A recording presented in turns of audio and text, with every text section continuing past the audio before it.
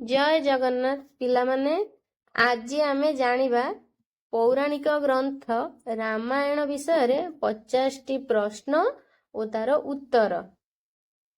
तो पिलामाने भिडियोटी को संपूर्ण देखिबो ना संपूर्ण देखिले ही सबु प्रश्नर उत्तर जानिबो। बहुत किछि जानिबा कथा अछि। तो डेरी न करी चलो स्टार्ट करिवा। माता सीता केउ देवींकर अवतार थिले? माता सीता माँ लक्ष्मींकर अवतार थिले।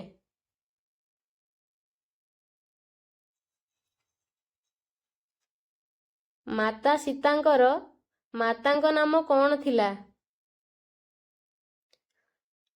माता सीतांकर मातांक नाम थिला सुनयना।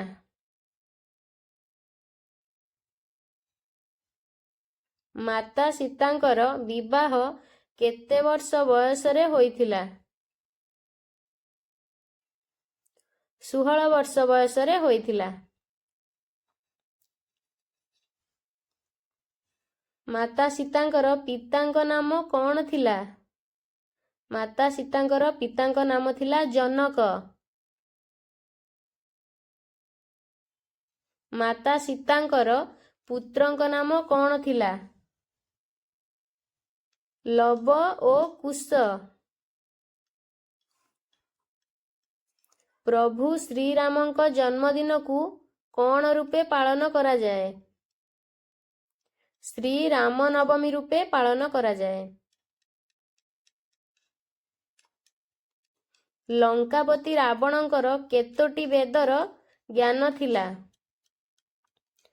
4 वेदर ज्ञान थिला। दशरथंक 3 राणींक नाम कौन थिला? कौशल्या, कैकेयी और सुमित्रा।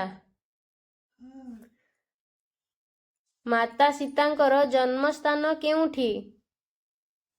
माता सीतांकर जन्मस्थान मिथिला।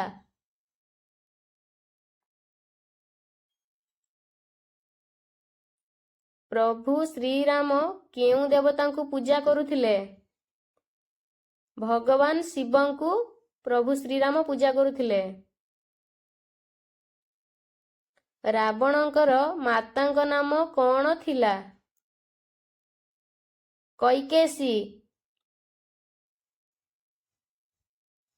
राजा जनक खेतरे हल करुथुवा समय रे काहाकु पाइथिले?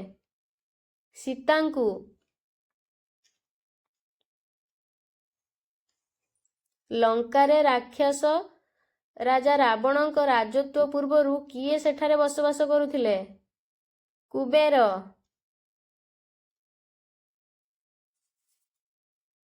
किए प्रभु रामचंद्रंकु अईठा कोली खाइबाकु देइथिले? सबरी। अश्वमेध यज्ञ करिबाकु केते समय लागुथिला? 1 वर्ष।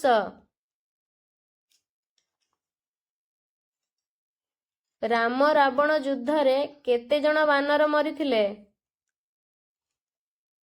उत्तर केही नुहे, जेउ माने मरिथिले इंद्र देवतांकु जीवन दान देई देइथिले। केउ तिथि रे प्रभु श्री रामचंद्र रावण को परास्त करी रावण ठारू विजय लाभ करिथिले? दशमी तिथि रे। लवणासुर को किए बध करिथिले? शत्रुघ्न।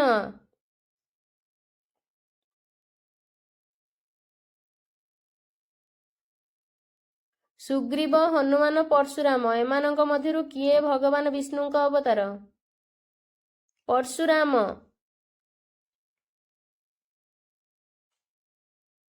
रावण केउ देवतांकु प्रसन्न करिया पई निजर 10 मुंड काटी देइथिले? ब्रह्मा। वज्र अस्त्रटी केउ ऋषिंक हाड़रे तियारी होइथिला? दधीच। केउ वानर निजर प्रतिबिंब को पानी रे देखी लड़ाई करिबाकु डेई पड़िथिले? रुक्षराज।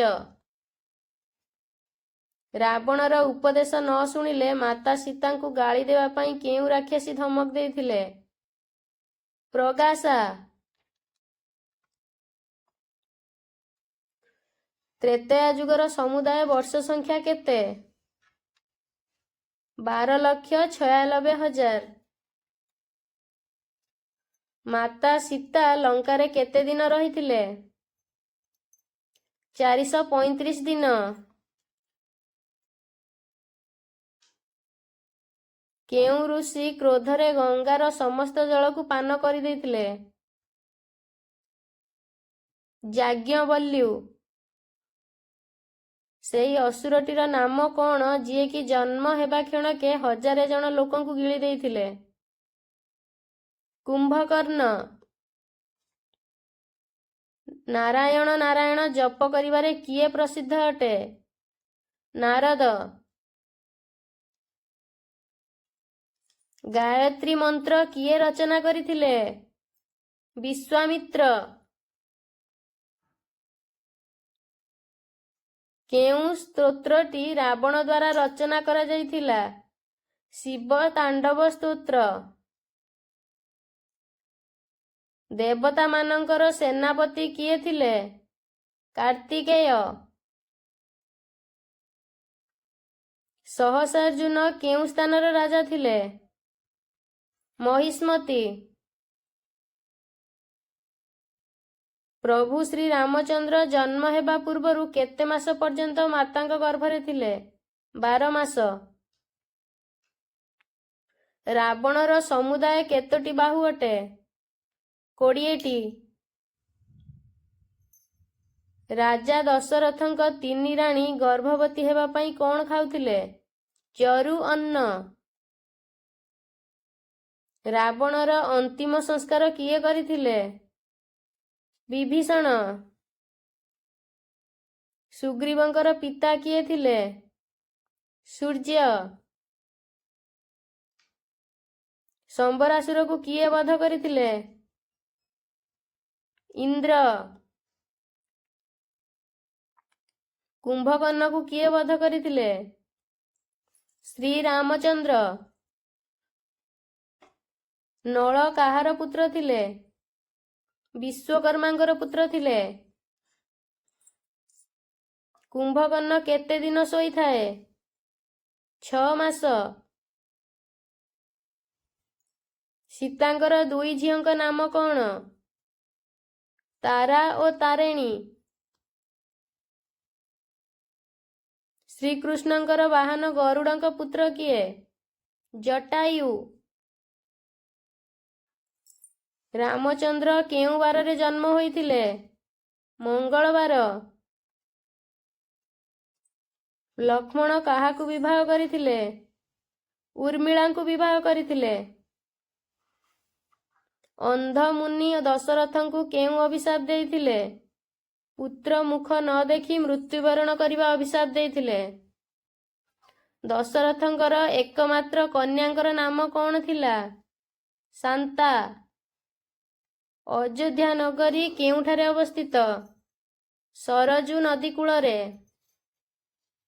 ମନ୍ଥରା କାହିଁକି ଜନ୍ମ ହୋଇଥିଲେ?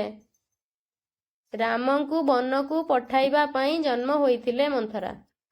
ରାଜା ଦଶରଥଙ୍କର ସମୁଦାୟ କେତେ ରାଣୀ ଥିଲେ? 750 ରାଣୀ। ପିଲାମାନେ ଆଜି ପାଇଁ ରହିଲି, ତ ପୁଣି ଦେଖାହବ ଆଉ ଏକ ନୂଆ ଭିଡ଼ିଓରେ। ଯଦି ଭିଡ଼ିଓଟି ଭଲ ଲାଗିଥିବ ତାହେଲେ ଭିଡ଼ିଓକୁ ଗୋଟେ ଲାଇକ୍ କରି ଚ୍ୟାନେଲକୁ ସବସ୍କ୍ରାଇବ୍ ନିଶ୍ଚିନ୍ତ କରିବ।